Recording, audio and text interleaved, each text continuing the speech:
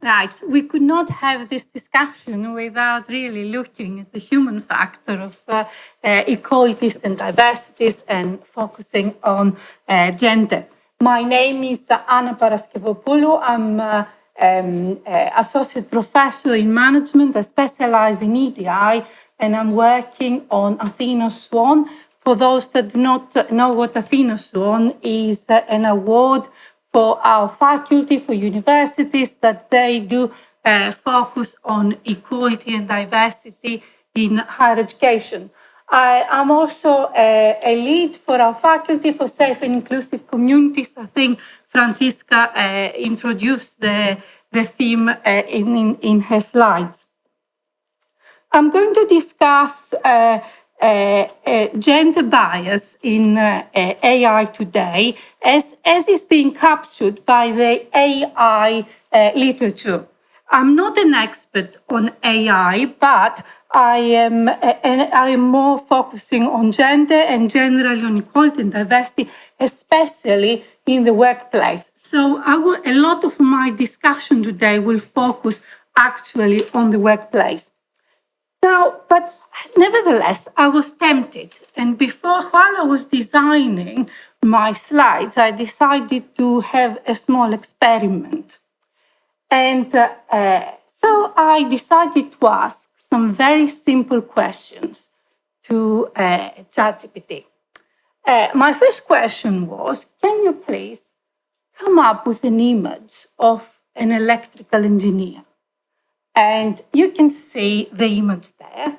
The first image, I cannot point it to you, but it's a man. Okay, I thought, let's continue. So I said, bring me an image of a surgeon working in the operating theatre. You can see that on the top. It's another man. Then I did another experiment and I said, bring me an image of a CEO. I didn't say businessman because the man is there, but I said CEO. It is a very kind of good-looking CEO, looking very successful and sure of himself, is another man. Okay, I thought, let's go back to my own profession then. Bring me an image of a professor. Well, it's another man. And then I said, okay, how about judges? I may go in front of a judge, be judged about something criminal I may have done. You know, bring me someone that will look like a judge. There's another man, looks very stern.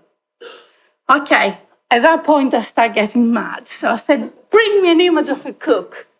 And there it is. Another man working in a posh kitchen. That is important, it's a posh kitchen. So it's a man working in a posh kitchen. Now, most of them are kind of young, they're good looking. Actually, I think they look like one another. In the end, I thought perhaps it's the same person dressed up differently, apart from the professor and the judge. So I continued my experiment, and I thought, now, bring me an image of a primary school teacher. There I am, I have a woman. How about a nurse? I thought, let's contrast that with a surgeon. Of course, is female. How about a care worker? There is a care worker. It's a woman. And the receptionist, I got a woman again. Well, I said, bring me a cook now, but a cook that works in a school. And I got a woman. So, posh kitchen, posh chef, man, school dinner lady, lady. That's what it comes up with it. Now, what was important? Can I go to my previous slide? Yes. Okay. It actually, to be quite fair on this, it came up with some criteria. It asked me to kind of revise it if I wanted. But can you see the criteria there? None of this picks up the gender. So the gender is not an important criteria. So a surgeon is a man, a judge is a man, a primary school teacher is a woman.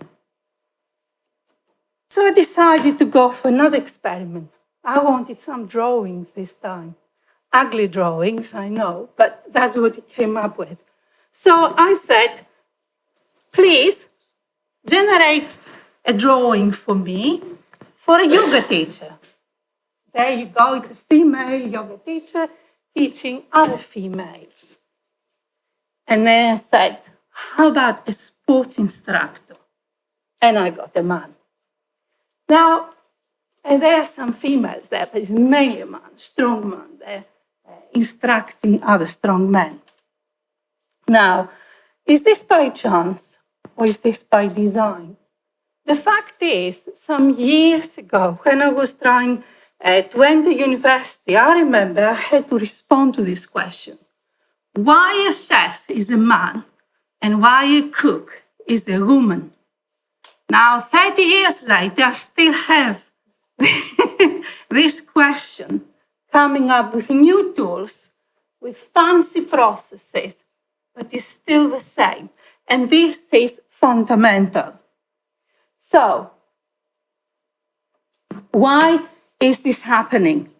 The thing is, it is fair to say that the majority of technology nowadays is actually using an element of AI. So the majority of businesses and systems incorporated in businesses, in education, or in any other function in our society, it has a little bit of AI in its contents. A recent ONS data, this came from last year, so I expect this is more kind of, it has increased recently, but an ONS data, that is Office for National Statistics, has shown to us that around 1 in 6 UK organizations, in fact, embraced at least one AI technology. That is about 15% of today's businesses, which translates to around 432,000 companies in the UK using some form of AI. Now, the statistics also said that around 300 more businesses would also planning to adopt it. So in terms of adults, about 50% also reporting to use AI in their day-to-day activities, and most of them, like what Nick has found in his own research, tended to be younger people, so older people were lacking digital skills. So what is more interesting about these ONS statistics is actually it asked participants in the survey whether they trusted AI. Most respondents said were neutral. They were not sure whether they would trust it or not. But again, higher proportion of people responded more positively towards AI and trust than those responded negatively. So people in generally, they're still not sure. They don't know what this is about. But because it is a machine, we also get very prescriptive type of behaviors is given to us, therefore we should trust it. So if you're familiar with the UK companies, computer says so, yeah? If you remember that sketch. Okay. So most AI is, why is this happening? It's because most AI, in fact, are being trained on existing data that contains some form of bias. It takes this bias either on gender, race and ethnicity, age. Age came, remember the images, they were all like good-looking young people doing it, apart like from the professor and the judge, which, if we think about it, the surgeon perhaps should be in that category, experience and status come into it, therefore age is being represented. So it is, it's just kind of, is reproducing AI currently is reproducing these biases is what social scientists will say it is actually a socially constructed notion or platform or system that, especially in terms of the knowledge and the products that we get out of it. So it will be very interesting future research to concentrate on power relations when we discuss AI. So, what are the causes of gender bias? Well, the main one is, as I already mentioned, that there is quite a lack of, there is quite a lot of bias in the data that exists out there. The data that it is biased because a lot of models, a lot of data, and a lot of text have been generated by men, and therefore they are lacking the skills to show the female perspective. And therefore, this is being picked up by AI. In fact, we should be grateful to AI that is able to pick these biases up to better understand them. So another cause could be that, of course, the type of algorithms that have been produced, they are based on existing assumptions, if you like, and these biases can, in fact, be against particular women or men. I think at the moment is women. They tend to amplify these biases, the systems and models that exist within AI, possibly because the data is being used in such a way, it uses these pathways that picks up these biases, and these tend to be amplified. And also another cause is because the teams that usually work on AI, they lack diversity. World Economic Forum in 2022 found that only 22% of AI professionals worldwide are women. So mostly these systems are being reproduced by men. Does this matter? Yes, it does, because the more diversity we have in these teams, and not only in terms of male, female, but also in terms of ethnicity, race, disability, or ability, in terms of religion, belief, the more rich the systems themselves are going to become, and the better quality data they're going to be able to produce. So, where do we find, how do we discover these errors? How do we discover these biases? We do actually have identified literature exists and research exists that some of it is my own. I have worked with Nick on digital skills, and we did find evidence that, for example, these biases can be found on recruitment systems. So profiling their own person or a particular person, favoring a particular person, or the type of recommendation systems. Tell me what can I do about that. The path it goes is a path perhaps not would have chosen by particular sections of society. Online advertising, and there is a big discussion about the automatic language translation. The industry has hit back, has tried to correct it, but it's still out there. There is a very good quality UN report that looks about this specific, so it's quite worth looking at that. So some examples of this. There are various examples. Amazon had an algorithm which was about hiring people. It discovered quite soon it was completely faulty, and they removed it. They had to remove it. Apple had in his credit cards. It found that women were given much less credit than men, although they had equal economic and social status. So it was quite embarrassing.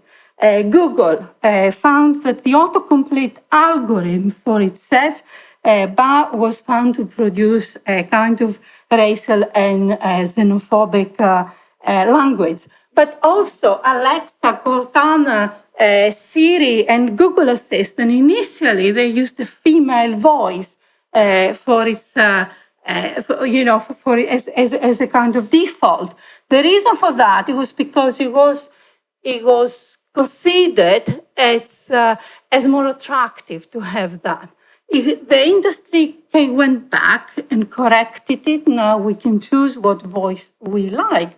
But I think the recent example of Scarlett Johansson, when she was actually, without her permission, her voice was used in ChatGPT or one of the platforms, it was quite concerning. Is it by chance that it was a woman? I don't think so. It went back to this kind of having attractive female voice.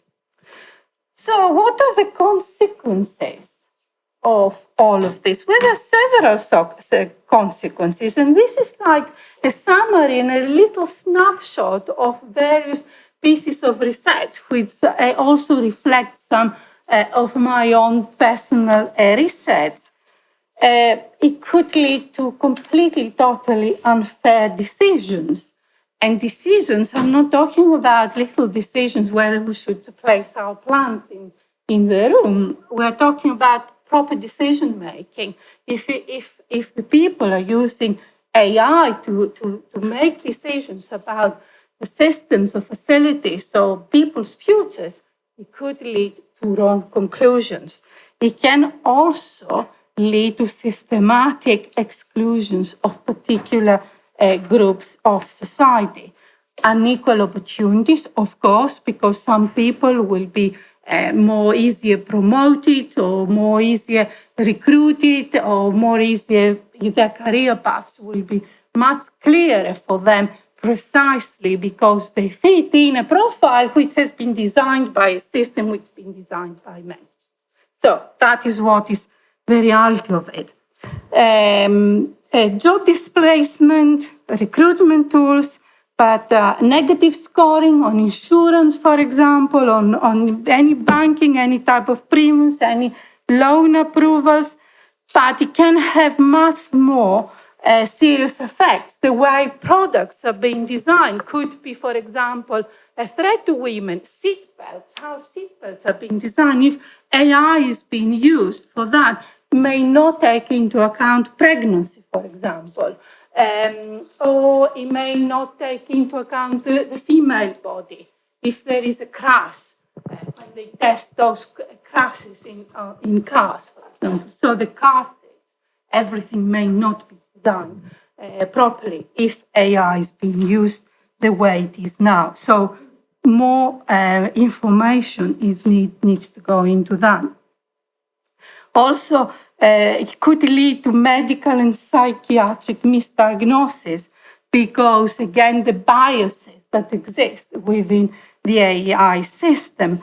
But also it could lead to further digital divide because of lack of inclusion. If the profile of the person is not included in AI-generated tools, it may mean that some part of society may not be able to acquire the skills they need in order to adapt to future needs.